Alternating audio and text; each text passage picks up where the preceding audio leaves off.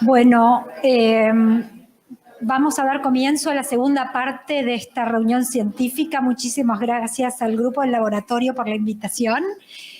Y en esta segunda parte vamos a ver desafíos en el monitoreo de la activación de complemento en pacientes con síndrome urémico hemolítico y a cargo de la doctora Analía Sánchez Lucero. La doctora Analía Sánchez Lucero es la jefa del laboratorio, del Departamento de Hemostasia y Trombosis de la Academia Nacional de Medicina, y la doctora Celia dos Santos, que es también doctora en Biología Molecular, trabaja en el CONICET y en la Academia Nacional de Medicina. Gracias. Gracias, Carla.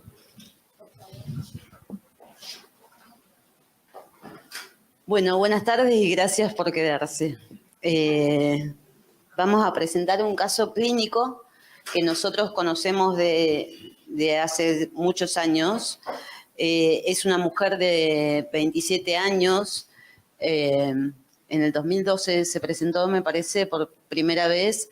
Ella tuvo un episodio de microangiopatía trombótica 30 días luego del primer parto de un hijo nacido normal. Se presenta a la guardia del hospital italiano con una crisis hipertensiva, con miocarditis y todas las consecuencias de la hipertensión y la insuficiencia renal con edemas. Tuvo un largo periodo de internación, donde además se complicó con una neumonía bilateral. En el laboratorio se observaba anemia, aumento de KLDH y una creatinina de 3,3. Era seguida por el servicio de nefrología del hospital italiano. Se le hace una biopsia renal que demuestra la presencia de microangiopatía trombótica con necrosis tubular aguda y algo de depósito de IgA. Y ella inmediatamente es iniciada en un plan de plasmaféresis, además de hemodiálisis.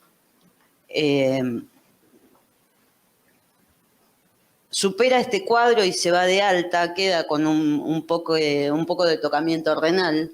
En el transcurso de los meses hace 2 episodios más de anemia hemolítica microangiopática con trombocitopenia, en ausencia de CUMS negativa y demás. Con esta primera recaída posparto ya más alejado, se inician los trámites de eculizumab con diagnóstico clínico del síndrome urémico hemolítico atípico. Y bueno, finalmente lo inicia en octubre del 2013. En la evolución posterior y revisando los datos del laboratorio y revisando la histología de la biopsia renal, aparecen algunas cosas que no habían sido tan visibles, que es depósito de C3 por inmunofluorescencia, además de depósitos electrodensos en microscopía electrónica, con lo cual esos son datos que sugieren la presencia de una glomerulonefritis asociada. Bueno, tanto la glomerulonefritis por C3 como el SUA típico son enfermedades asociadas a anomalías de la vía alternativa del complemento.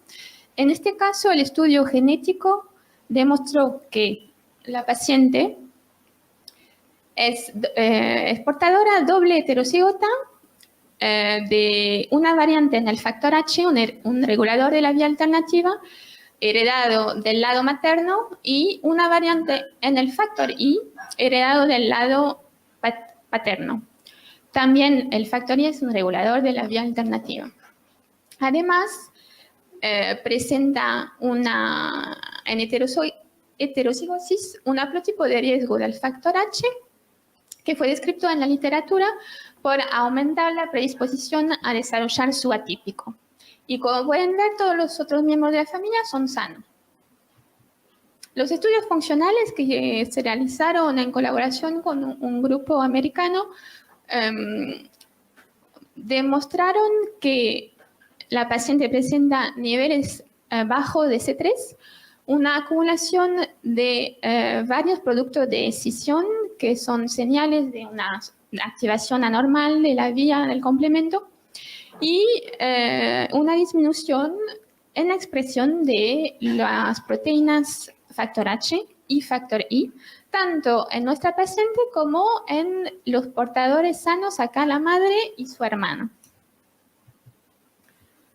Un estudio funcional de células endoteliales in vitro permitió de observar en la paciente, en una muestra de la paciente en realidad que ya estaba en remisión y tratada con eculizumab, depósito de complemento en la superficie de las células, mientras que en los parientes, portador de solo una variante, no se pueden observar estos depósitos. Y un ensayo alelo específico mostró que el alelo que es portador de la variante del factor H, en realidad es considerado alelo nulo porque no se expresa, básicamente. Todos estos ensayos pudieron acertar a un diagnóstico confirmar el diagnóstico de su atípico. Bueno, solo un poquito de teórica. Creció el interés en los estudios de la expresión de proteínas y de funcionalidad de las proteínas del complemento. Y uno de las moléculas más caracterizadas tal vez en la literatura es el complejo terminal, el C5b9, que es el componente terminal común a las 3 vías del complemento. Al nivel de la vía alternativa hay una activación permanente con el clivaje de C3 y la formación de las convertasas que está regulada por varias moléculas, como cité antes, el factor H y el factor I, entre muchas otras. Y este complejo básicamente se forma un poro en la superficie de las membranas, tiene, además de su rol de lisis directa de los patógenos, tiene otros tipos de función como la señalización intracelular o la inflamación.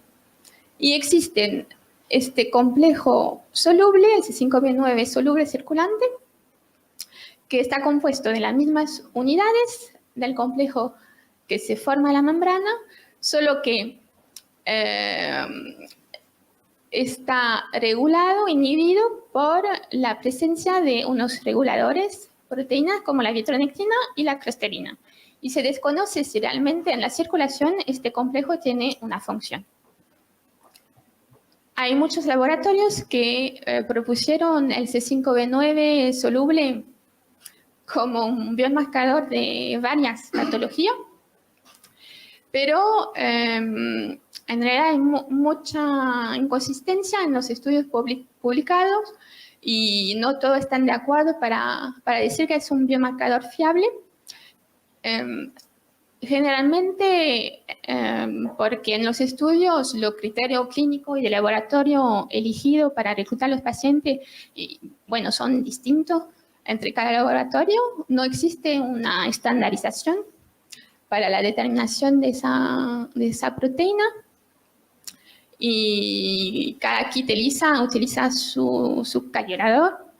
También el complemento sabemos que se activa in vitro y es muy importante seguir un procesamiento y almacenamiento de la muestra muy específico. Nosotros en la academia utilizamos el kit de BD Bioscience. También estamos recién evaluando un kit de otro proveedor.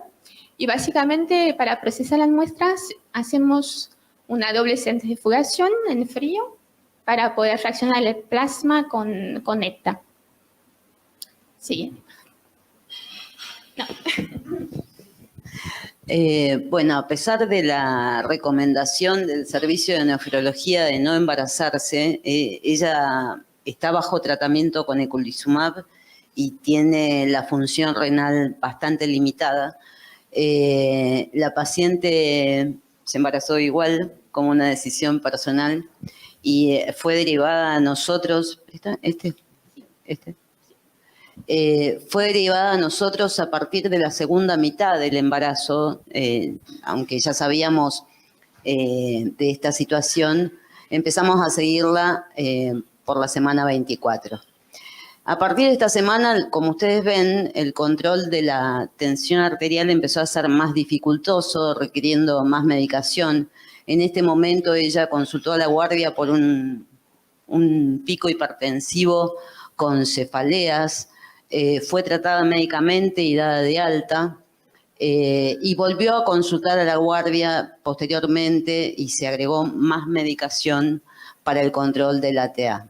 Y durante este periodo se ve que sostuvo el hematocrito, la hemoglobina, tenía proteinuria. La verdad que acompañar el embarazo de una preeclampsia, sosteniéndolo y aguardando a que fuera hecho el parto, es un acto de buena fe con el servicio de obstetricia del Hospital Italiano.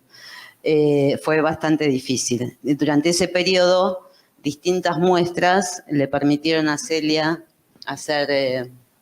bueno, acá, como se ve, ella siguió con las infusiones hasta el momento de la cesárea.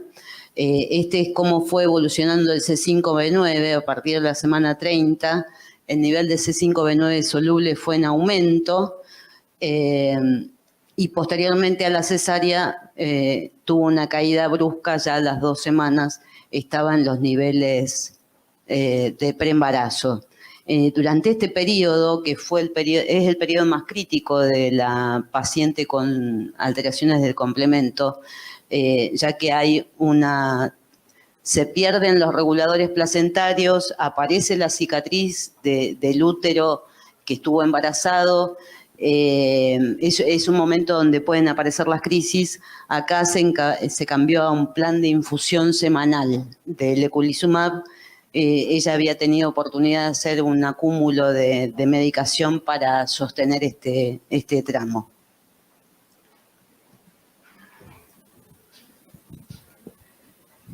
Y además del C5b circulante, quisimos investigar si podíamos cuantificar la formación de este complejo terminal en la superficie celular con una metodología sencilla, porque como les expliqué, el proceso el mecanismo patológico en realidad ocurre en la superficie, en la membrana, y no sabemos bien si en la circulación hay un efecto del complemento en circulación.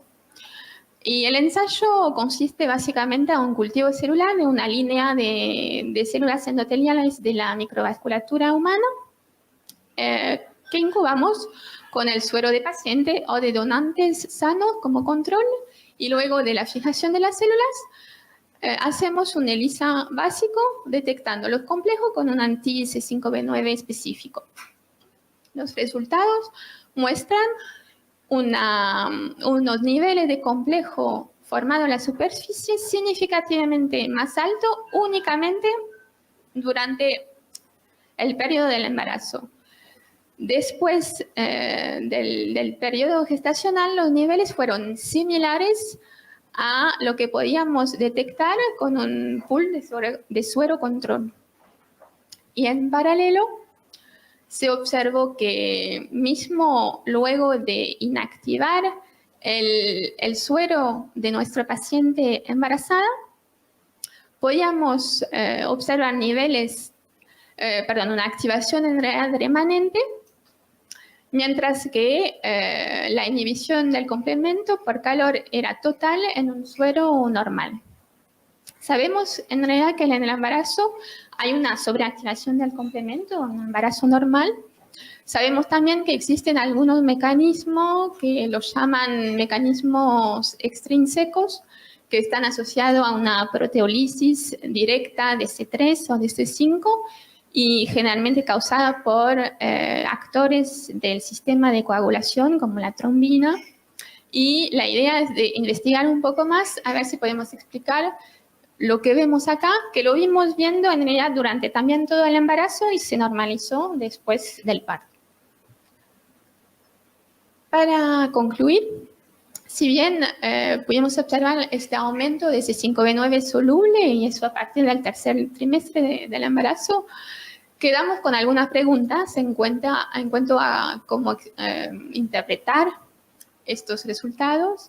Sería únicamente por una manifestación de la preeclampsia, que es un fenómeno, una patología muy común en realidad en pacientes que ya fueron diagnosticados con SUA típico.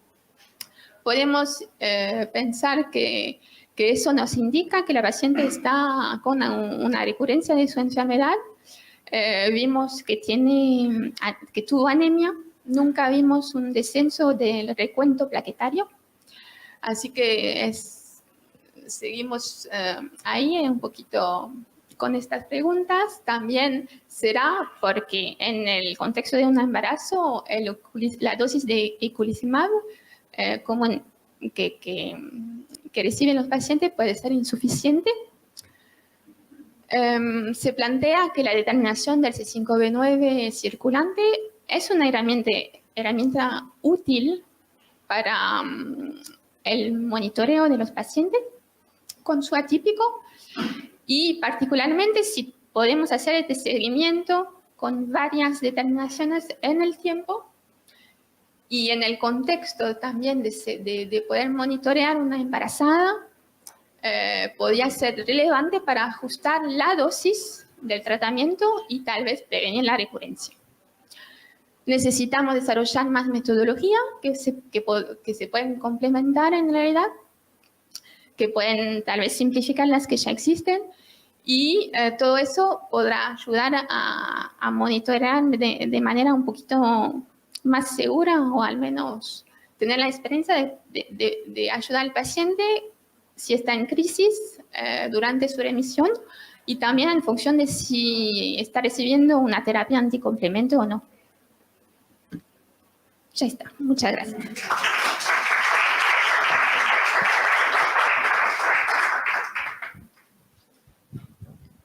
¿Tenemos alguna pregunta? Yo les quisiera hacer, porque a mí cuando uno lee esto, esa pregunta es real. Es ¿por qué una paciente en particular, primero durante el embarazo, es el complemento que aumenta en el embarazo, es la disminución del inhibidor, son las dos cosas? ¿Creen que hay algo de pasaje placentario que puede activar también el complemento y desarrollarlo? Porque la gran mayoría lo hace en el puerperio, ¿no? Y la segunda cosa es que uno tiene desde el punto de vista clínico así dividido en glomérulo, nefritis, C3, preeclampsia, HELP, todo, y acá es el punto, ¿qué sucede? ¿Cómo es? ¿Qué podrían decir? Empiezo por el final. La glomerulonefritis por C3 y el SU son como primas hermanas.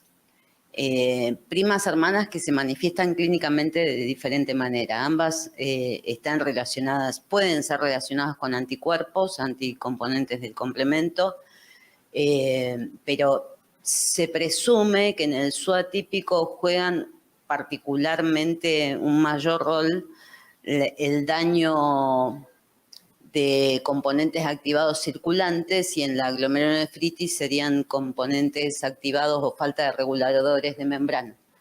Entonces, por eso esas dos puntas de la manifestación. En algún momento estas técnicas de inmunofluorescencia en células endoteliales microvasculares se plantearon como una posibilidad para el diagnóstico diferencial del SUA de todo lo demás, como que eran positivas en pacientes con síndrome urémico hemolítico atípico y negativas en glomerulonefritis por C3 y PTT. Nosotros pensamos que, como decía Celia, mejor que tener una foto que no significa nada, porque si yo tengo un paciente embarazado, no, con un C5b9 plasmático normal, no me excluye el daño inducido en la célula. Pero esta posibilidad de hacer seguimiento de un paciente y monitorear el tratamiento es mucho más interesante. Y la primera era acerca del tratamiento, ¿verdad? No, en el embarazo. En el embarazo, ¿qué ocurre?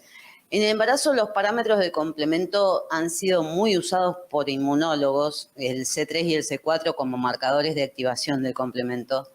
Es decir, por un mecanismo de consumo, el descenso de complemento estaría de C3 y C4, estaría hablando de que está activado. Pero la verdad que en el embarazo no existen parámetros fisiológicos normales, se activa demasiado, aparecen reguladores placentarios que después se van con la placenta. Entonces, medir los parámetros plasmáticos no tiene mucha utilidad para el diagnóstico. Y por eso nosotros, desde que Celia es la que se ha volcado a hacer desde el inicio todos los estudios de complemento, decidimos en común dedicarnos a los marcadores de activación y prescindir un poco de los dosajes del factor H, del factor I, y dejarlo eso como el postre, digamos. Cuando tengamos todo lo demás, para el paciente que tiene actividad de la vía alternativa, bueno, nos volcaremos a hacer ese tipo de estudios. Y esta paciente fue muy interesante. No hay escrito casos de SUA embarazados tratados con eculizumab. La dosis de eculizumab, para mí, como médico, el que esté rígida, establecida cada 15 días, peses lo que peses, la misma dosis, me parece que faltan herramientas para monitorear y hacer un diagnóstico dirigido a ese paciente en particular, ¿no? No, hay algunos casos descritos en realidad donde sí se ajusta la dosis en las embarazadas, son re poquitos. Y estudios multicéntricos en el grupo francés más que todo. Pero claramente no utilizan nada de estas técnicas de inmunofluorescencia para seguimiento, es todo CH50 y C5B9 y pasa lo que pasa. Perdón, un poquito así. Otra pregunta. Por el Zoom necesito esto. ¿Y el seguimiento lo hacían mensualmente, así como con las crisis, menos espaciado? Cada 2 semanas, porque cada 2 semanas recibe eculizumab justo antes de su infusión del día anterior o justo antes de su cita para recibir la droga. Venía a la academia y ahí le sacábamos sangre. Y no variaste en ningún momento la droga, la infusión. Acá. Sí, perdón. Periódicamente te entendí que sí, pero en dosis no. No. Perdón, sí, ¿puedes verla? ¿La borré? No, sí, ahí está. La borré. ¿La borré? No, Sí, está arriba, la está arriba. ¿Arriba esa? Esta. No funciona. No funciona ese. Espérate. Con la flechita. Ahí.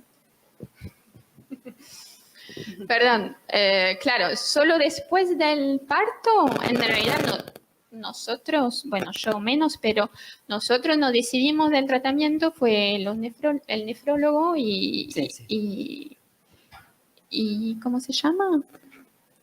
No sé, bueno. El nefrólogo era el que decidía. Sí, el nefrólogo del italiano, que no estaba listo, creo, para darle una dosis.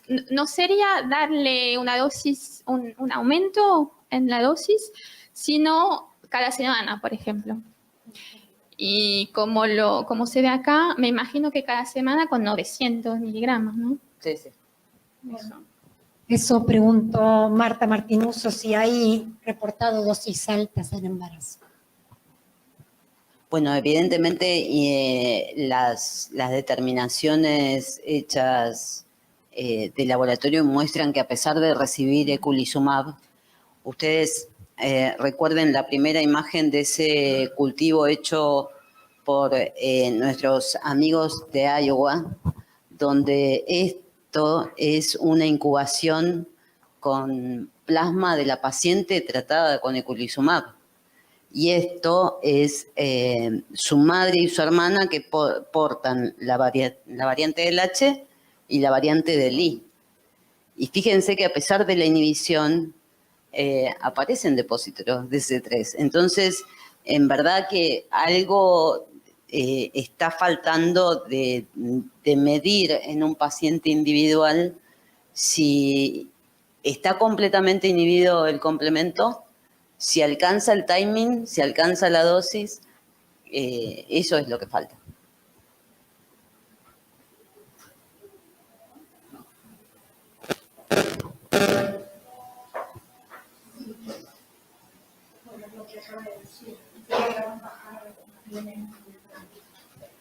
Bueno, ¿no hay más preguntas?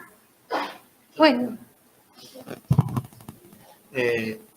No, por lo que leí, siempre este tipo de patologías necesitan un desencadenante. En este supongo que es el embarazo, ¿cierto?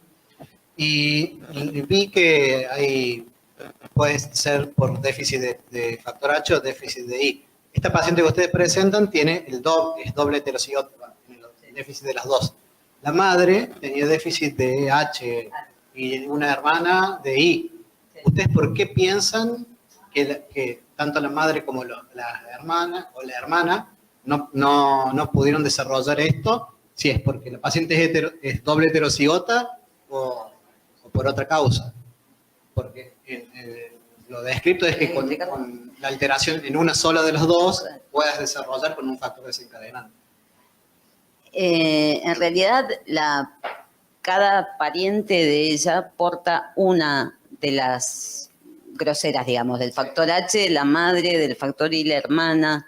No hablamos de haplotipos, pero también están estudiados haplotipos de riesgo y protectores, pero la única que está afectada por el H y por el I, que el I no parece tan patológico, pero se ve que junto con el H está generando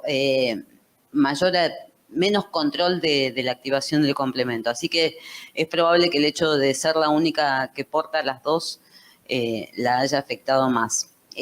Ustedes presten atención que a pesar de que hizo el SU posparto, al hacer un SU con desencadenante, ella no recibió tratamiento de eculizumab ahí. Recién cuando hace la primera crisis sin ninguna causa, empieza el tratamiento con eculizumab, que me parece más racional, ¿no? Lo que no sé cuándo lo va a poder suspender.